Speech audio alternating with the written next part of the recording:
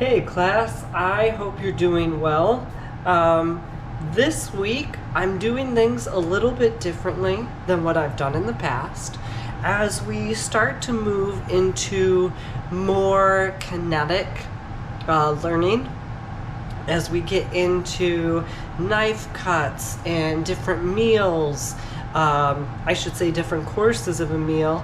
I wanted to be able to actually do some hands-on work. Even though we are taking this class online, I think it's extremely important to address kinetic learning, and this is something I enjoy.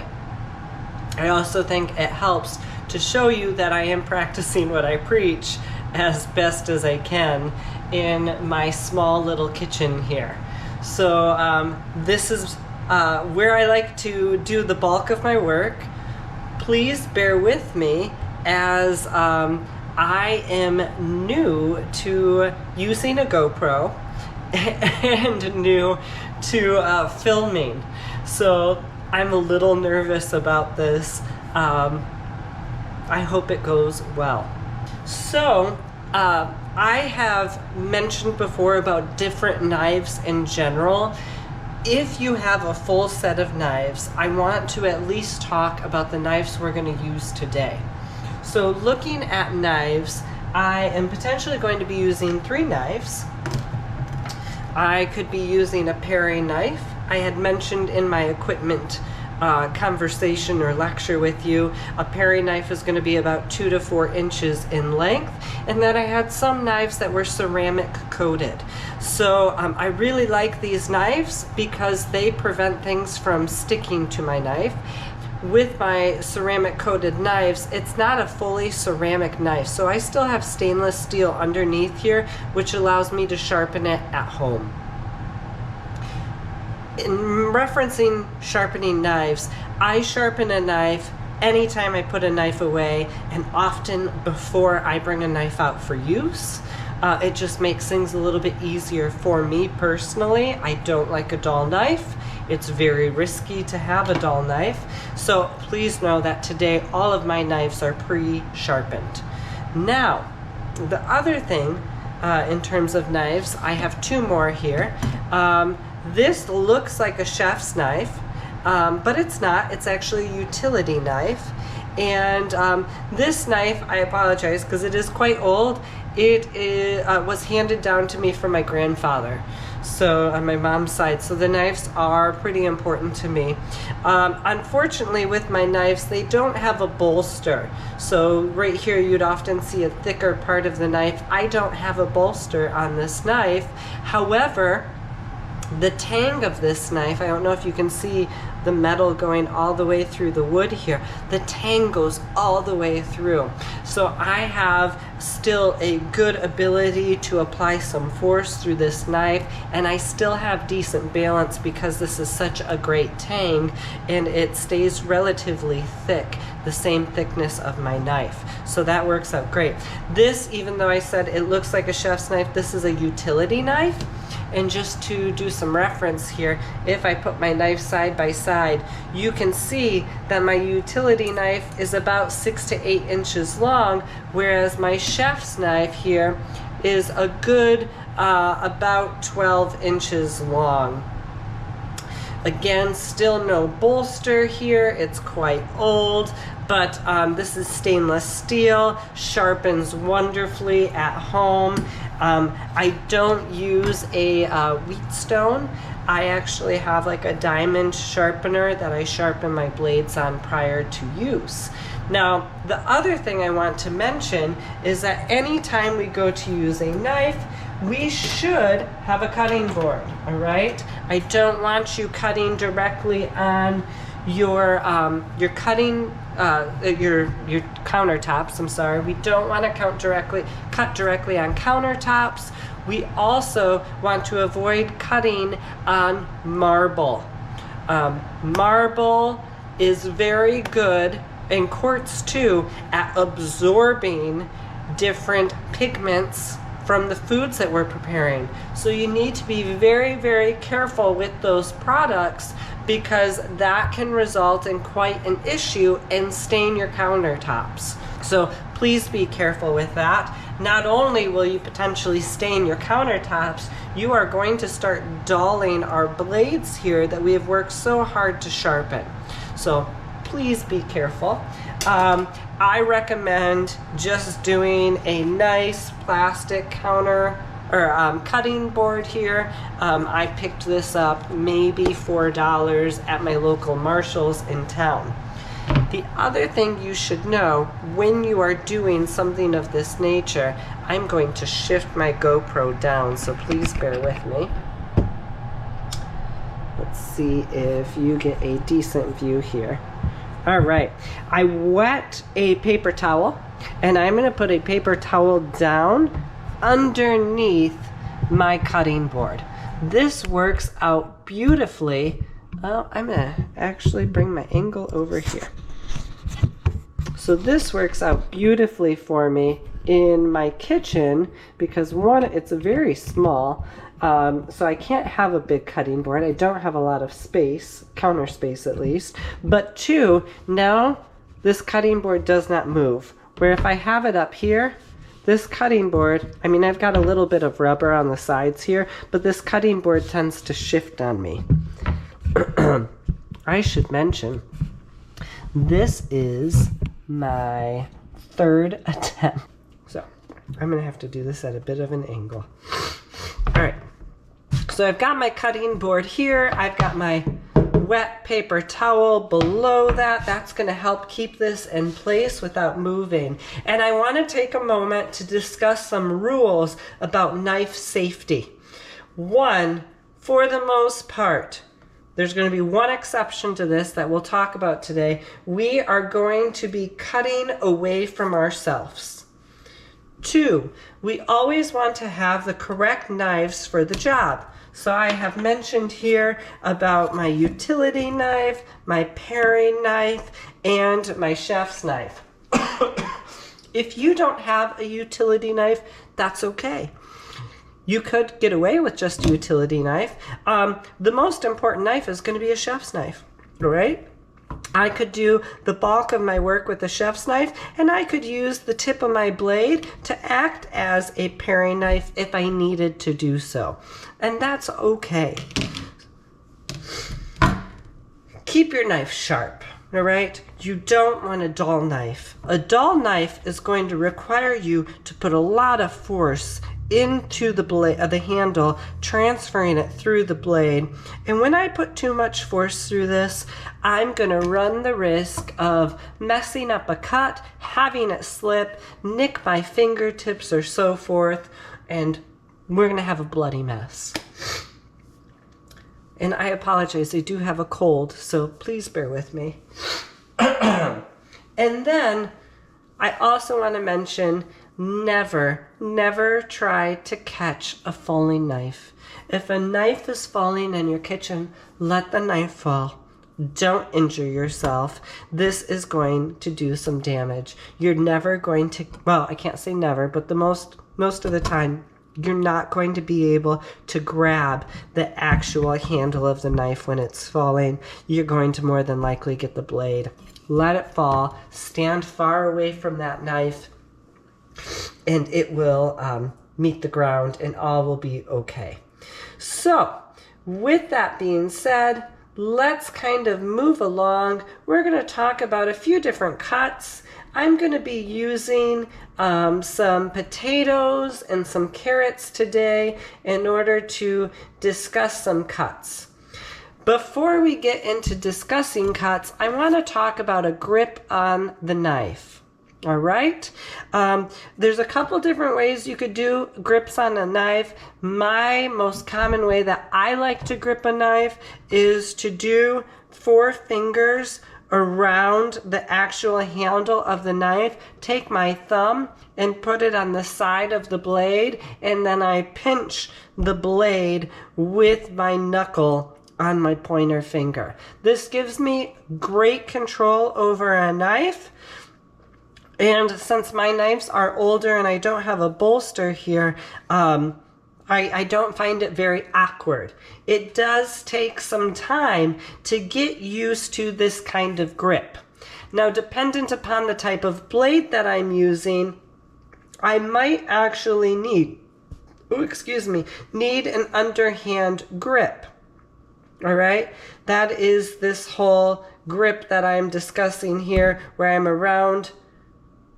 Oh, I'm sorry. I might need an underhand grip. This is an underhand grip. You can kind of think about the movie Scream and how they were holding a knife.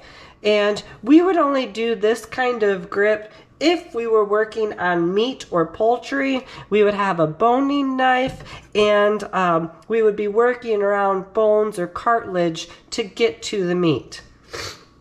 Now, I do mention that, and you'll notice in class I periodically still talk about meats and so forth, because when we discuss a plant-based diet, a plant-based diet is, in terms of definition via the Harvard School of Health, still allows for some animal product consumption. All right, and I am not here to shame anybody that consumes some animal products. About 80% of the food we consume should come from plants.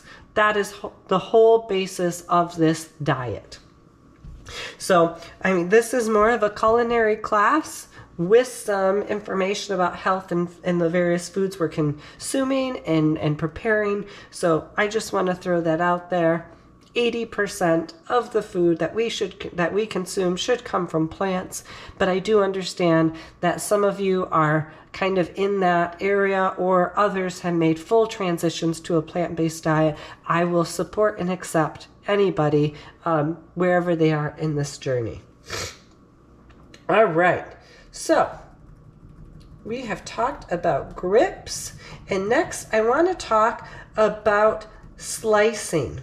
Okay, so when we are slicing a particular food, I'm going to bring out a carrot here that I have already prepped. Now you'll notice, if you're getting very close in on this carrot, that I do not peel my carrots for the most part. That is a personal preference, and up to you if you decide you want to do that. But when we slice an item, slicing is cutting an item into broad and thin pieces. Slicing may be the first step in cutting a food, then it may lead to others, or it may just be the final step. So typically slicing, there's 3 cuts that we would use with a slice. The first is going to be a chiffonade, and with the chiffonade, we would be using this with leafy vegetables, or we would be using this with a herb. So you're going to see a chiffonade done with mint.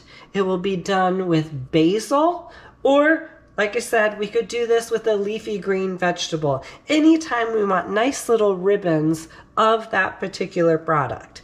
I do not have those particular food items currently available.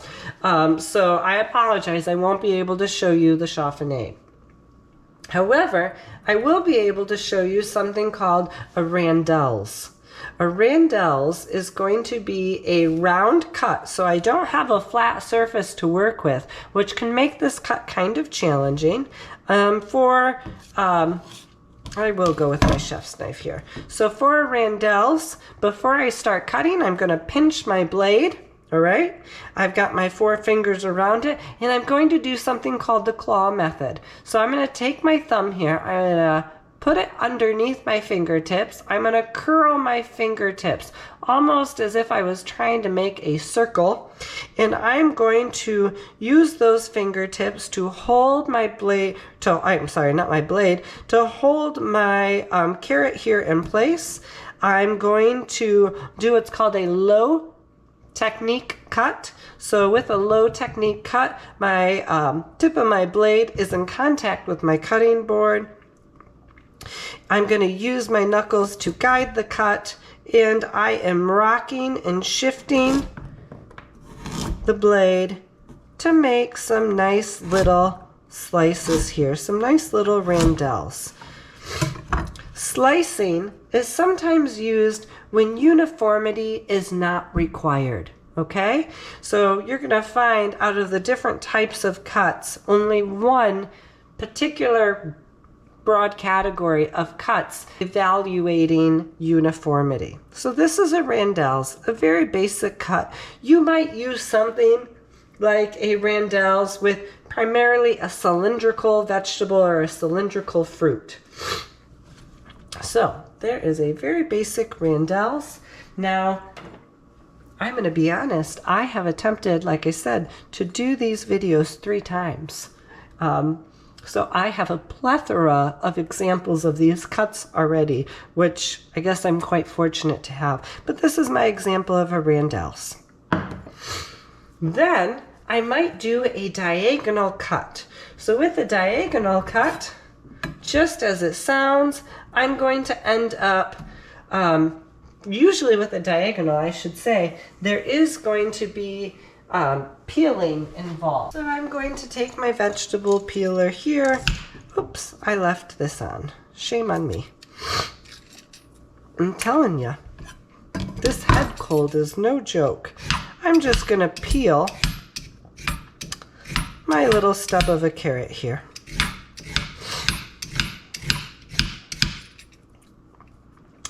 I went to Costco. Thankfully, I have a membership that I got as a Christmas gift to pick up vegetables because I was uncertain as to how much I would really need to do this class. So in the events that I am at risk of running out, I have another 6 pounds of carrots, thankfully. All right, with the diagonals, I'm going to pinch my chef's knife again.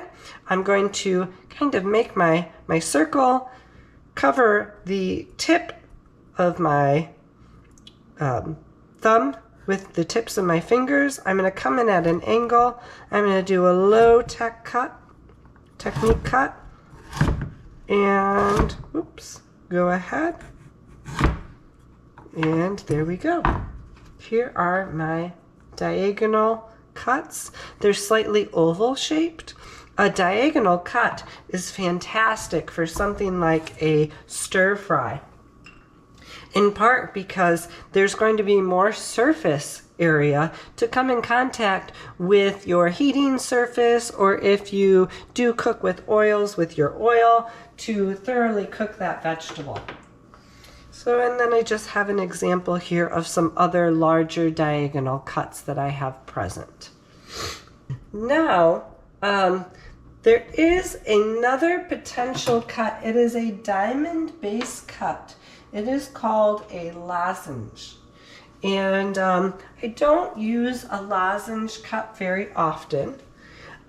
Typically with a lozenge cut, we're going to do this with a very firm vegetable.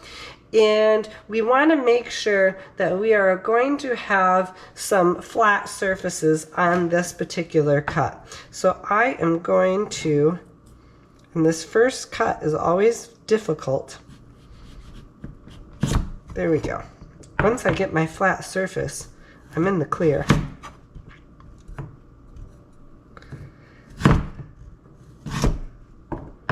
There. So I've got my flat surface. We're going to slice the item the long way to the desired thickness. This is probably an adequate thickness here.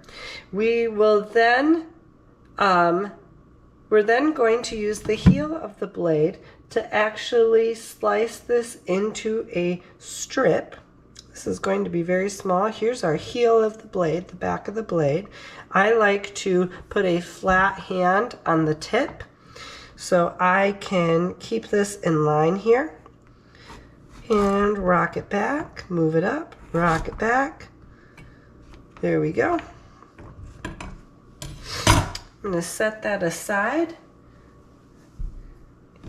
Just to use a bit of a smaller knife here, I'm going to go in And now that I have cut this into strips, I am going to cut this at an angle.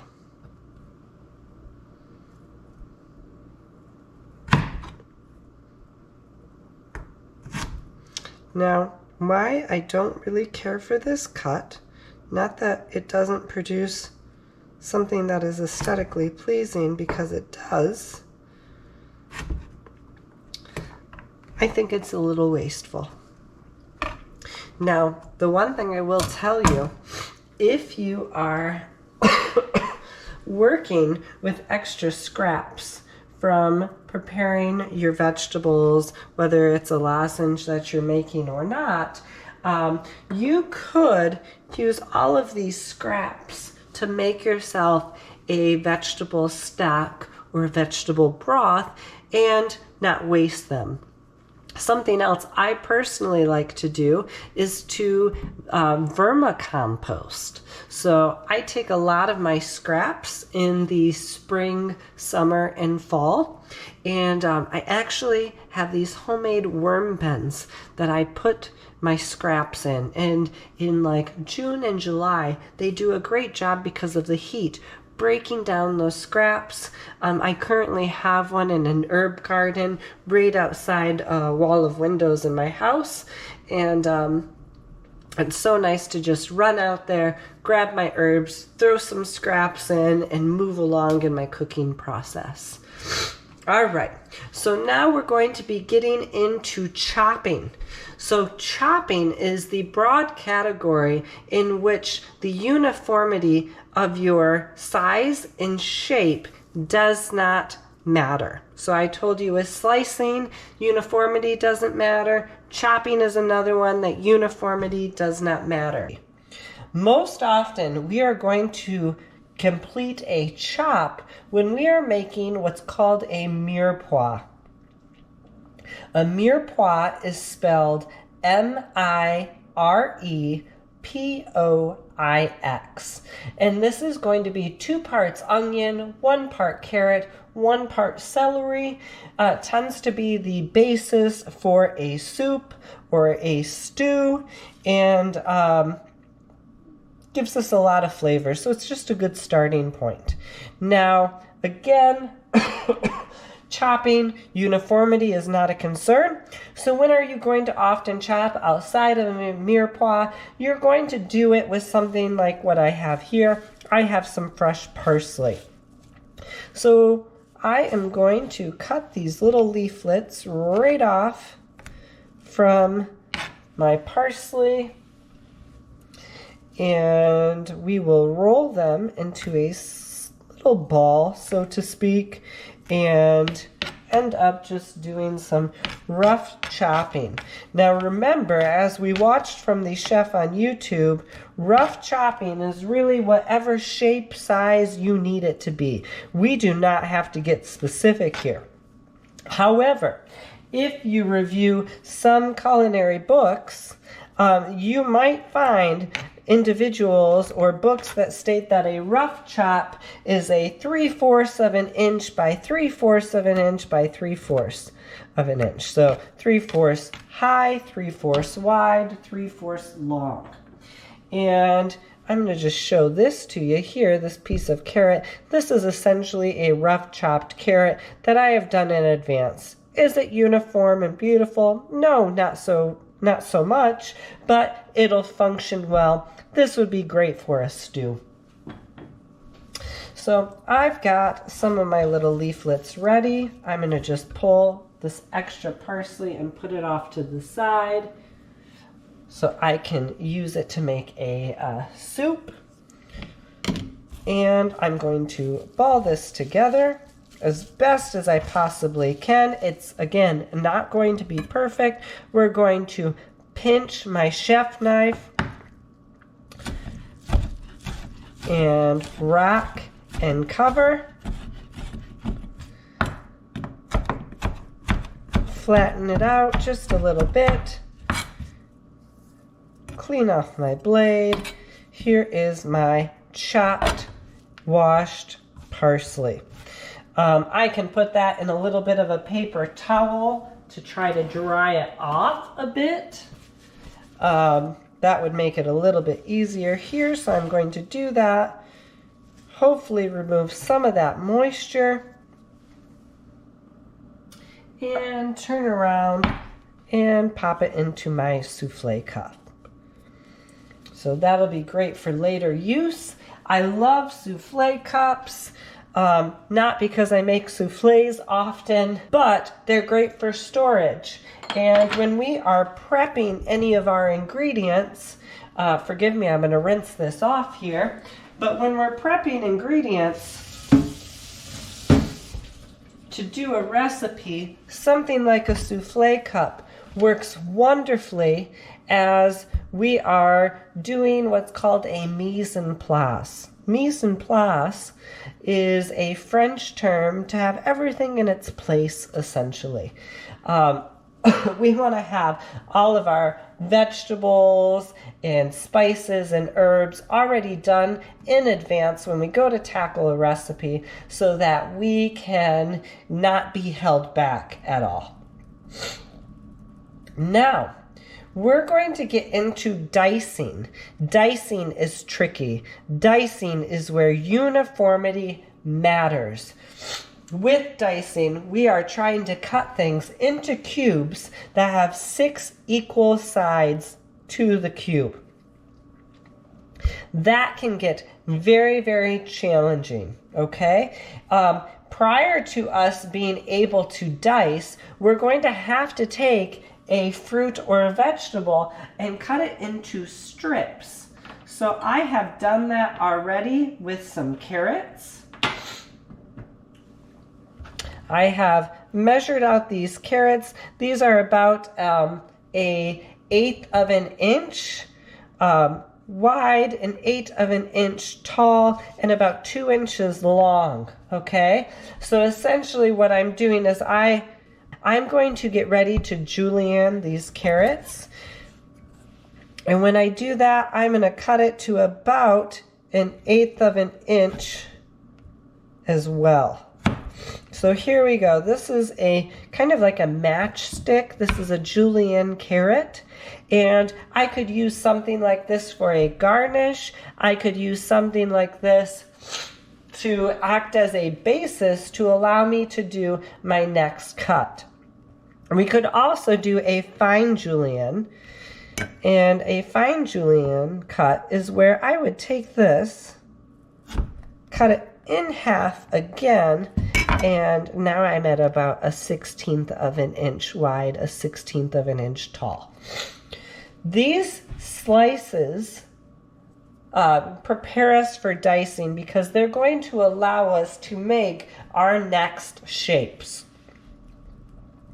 And dependent upon what we need to make will depend on whether or not we are going to julienne, fine julienne, or potentially do what's called a bâtonnet. Bâtonnet. We are going to be making cuts that are about 1/4 of an inch by 1/4 of an inch. Here is a nice carrot here that I've cut to about 1/4 of an inch thick. It's 2 inches long. That is what is required of a bâtonnet. And we won't get many of these from this cut.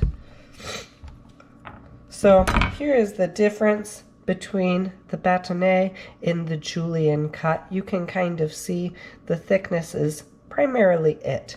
Now, when I go to cut these though, they work out great because they allow me to do my various types of dicing.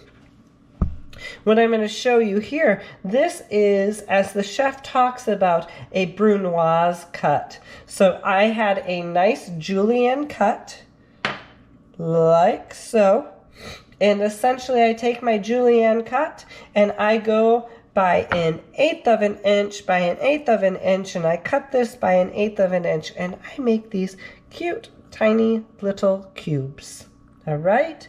I could also make a fine brunoise, where I take my 1/16 of an inch and I go a 1/16 by a 1/16 by a 1/16. I'm going to do my claw method. I'm going to guide and tuck, and I'm going to rock. Lovely. So here is a very, very tiny cut of carrot. This is a fine brunoise. Not something I'm going to use very often. However, it is in my arsenal if I so choose to do so. Let me just clean this off. So I have a fresh cutting board. All right, so we have reviewed the julienne, we have reviewed the bâtonnet, and we've reviewed the brunoise and the fine brunoise. What we haven't talked about is the small dice. Now, I have taken a potato in my other videos and completed a small dice here, as you can see. And a small dice is a cube that is about 1/4 of an inch by 1/4 of an inch by 1/4 of an inch. Remember, uniformity matters when we talk about dices. It doesn't matter with slicing, it doesn't matter with chopping, but a dice is where the uniformity matters. So, I'm just going to use one of these little guys. I am going to chop off the edges. Now, this is a bit of a challenge, and this can be very frustrating, because again, we make a little bit of waste in order to get these cuts identical. There.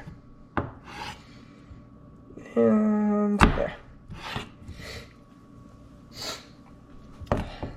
But everything I'm going to end up doing today, I will use in a soup that I'm going to make.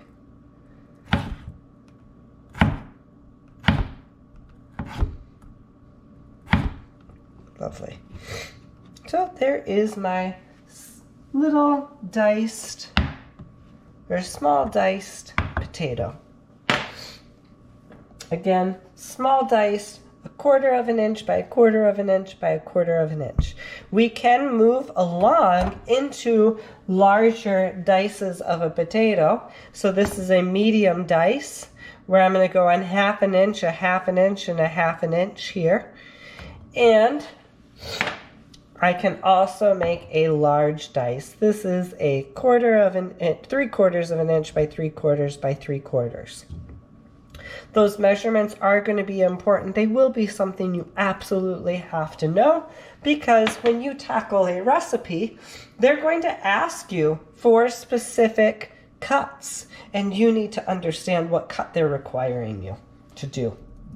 And that if you don't do those specific cuts, you better be prepared to change your cooking time, because things are going to change. You're going to get very frustrated with that recipe. Now, and the next thing that I want to talk about is how do we actually dice an onion.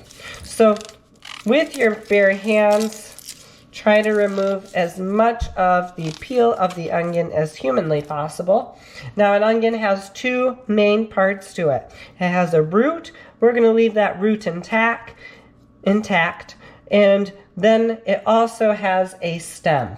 We're going to remove the stem. So I'm going to use my little paring knife here, make my little C or my circle. Oops. And I'm going to cut off the stem. Now that I've used my paring knife to do that, I have a flat surface. I am going to put the stem end down. I am going to pinch my chef's blade. We're going to go right through the middle here of our root. Good. And you'll notice I put my hand down on the tip so it doesn't shift too much, and I cut that off. If you can, use your fingers, peel off a layer of this onion. This is not going to be a very edible portion of the onion. I'm sorry, I'm a little old school. It's hard for me to get some of this off with my fingers. So let me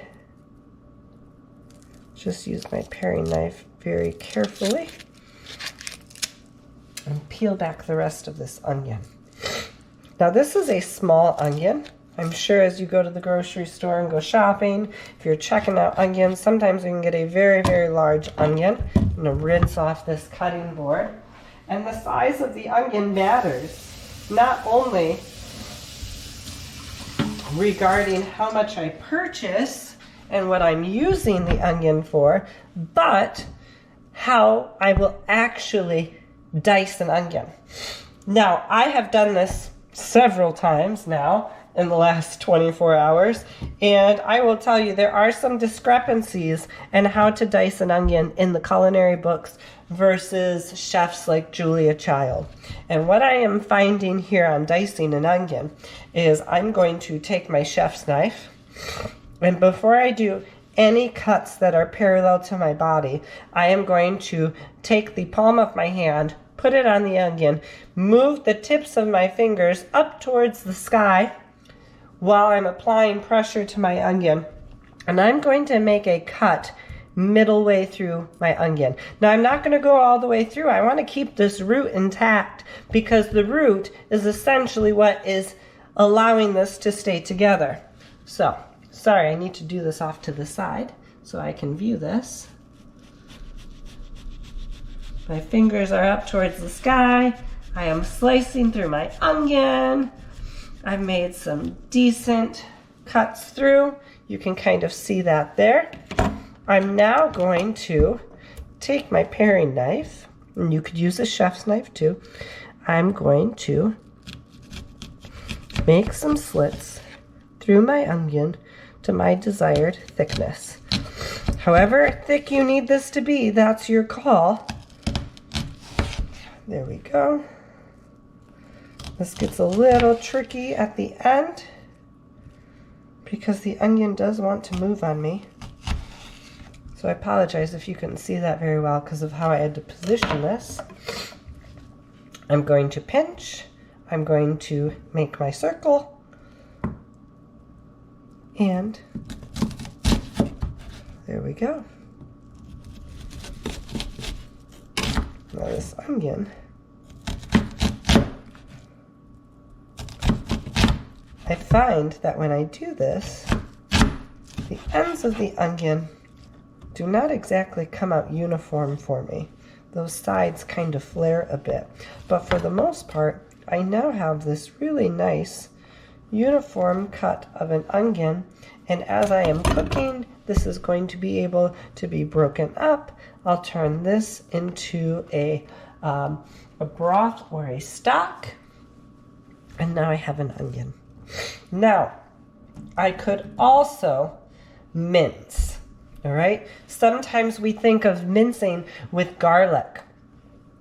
Know that a fine chop and a mince mean the exact same thing, all right? We're going to see this with garlic, herbs, and usually shallots, which are part of the allium or onion family, and they're more of a reddish purple tone. They tend to be a little bit sweeter. You're going to peel the shallot just like you would this onion here, removing some of the outer layer, kind of do that side cut, and then you'll do your rocking motion, usually making a few lines parallel and then some lines perpendicular, rocking through that cut. There is one other cut that I want to talk to you about, and let me grab another little bowl here just to clear off this onion. I love retro cookware, so if you noticed, I tend to collect this cookware called Peach Luster, and it was made by Fire King, which made wonderful cookware in the 50s, 60s, and 70s. They're now called Anchor Hawking. You probably have some of their stuff, but they make these great little handles on these bowls, and I just love it. All right, so the last cut that I do want to talk to you about, and this isn't shown to you in your chef's video because it is more of an advanced cut, is called a tournée. A tournée cut in French stands for to turn. So this is a cutting technique that is going to create little football shapes. So this is probably my best little tourné that I made. It's going to have 7 sides. We try to make the sides as equal as possible. I am not the best at a tourné. It's one of the most difficult cuts you'll make. And it breaks the rules because with a tourné, we may not always cut away from the body. All right? So with a tourné, they're going to be about 1 inch to 2 inches long, 7 equal sides, flat ends. I've already cut off the ends of this carrot here. Now, we will make the carrot, we do our basic cut. We can do this not only with carrots, it could be done with potatoes, it could be done with turnips, it could be done with a beet. And you might get many, many cuts out of one particular vegetable. You will not peel because all the exterior of that particular piece of produce is going to be gone. We are cutting it all off. So taking time to peel, don't worry about that. We're going to hold the item usually between your forefinger and thumb. You can use a paring knife like I have here, and you will start to make your cuts.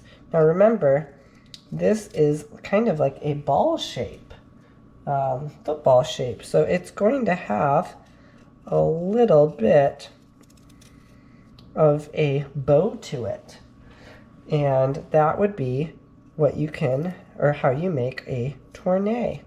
It very much reminds me of my old Polish grandmother making us things like homemade kluski and cottage cheese growing up. She used to do it all by hand and cut the potatoes, and it was always this old-fashioned way. So this is very risky. I don't always recommend that you do something of this nature, but if you I actually wanted to at least introduce it to you, because if you ever hear about it, I want you to know that, okay, I was taught this in my cooking class. Or at least I knew about this in my cooking class. Now, when would we use a tourné? This would be great if we were putting this in a soup or a stew. We could even do this as our side dish for a particular, to accompany a particular entree. This would be very nice. It's very visually appealing. Now, there is another dice that I have not talked to you about, and I won't be able to show you, unfortunately. When you were doing your kitchen equipment inventory, I had listed a melon baller. Now, a melon baller is actually called, and I apologize for George, she's been very vocal today. She was vocal the first 2 times I tried to do these videos, and it is what it is. Ooh. So, a melon baller is actually called a Parisian scoop, all right? And even though we associate it with a melon baller, if you have, or with melon, if you have the Parisian scoop, I want to encourage you over the next week or 2 to actually use that scoop on squash, particularly summer squash, whether that is a crooked bottleneck squash or a zucchini, all right? You can use that Parisian scoop for balling veggies and fruit. It could be done to have something of a new texture and shape in a salad, a side dish. You could use it to garnish a soup, or it might actually be involved in your entree. So if you have one of those, I want to encourage you to utilize it. Now, this was a very different take on trying to do our basic videos. So I hope you enjoyed it, that you could see things a little bit in action, and please bear with me. I will likely be doing this again. I hope to get better at it. So take care. Thank you so much, and I'll see you later. Bye, everybody.